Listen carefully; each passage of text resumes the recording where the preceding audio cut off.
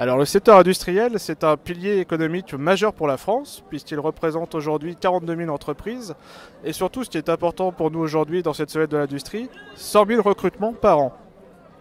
Et pour vous donner un chiffre qui représente l'importance de l'industrie en France, cela représente plus de 80% des exportations françaises à l'étranger.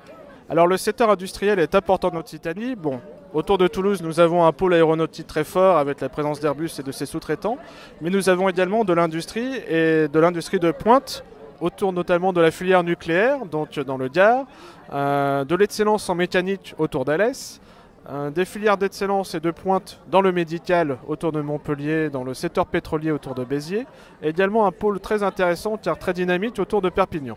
Alors je n'emploierai pas le mot de menacer, mais on a de la concurrence très forte, c'est normal, on est dans un monde, un espace européen et un espace mondialisé.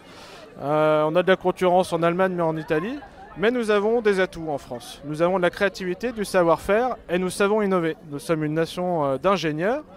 Et donc notre enjeu aujourd'hui, c'est que nous parions vraiment sur nos collaborateurs. Nous sommes conscients que c'est la véritable richesse de nos entreprises. Donc nos formations et le fait d'attirer les jeunes vers nos formations est crucial. Alors pourquoi se lancer dans l'industrie? Parce que l'industrie recrute, tout simplement. Et l'industrie propose de véritables carrières, une véritable mobilité à l'intérieur des entreprises et à l'intérieur tout au long de son parcours professionnel. Vous pouvez commencer comme opérateur de production et terminer comme dirigeant d'entreprise. Alors ça, ce sont des parcours que j'ai déjà vus. Et surtout, l'industrie aujourd'hui, on est vraiment à carrefour des chemins. L'industrie française va innover de plus en plus. Nous y sommes obligés par la concurrence dont j'ai parlé tout à l'heure. Et surtout, nous avons des technologies très très évolutives. La fabrication additive, la réalité virtuelle.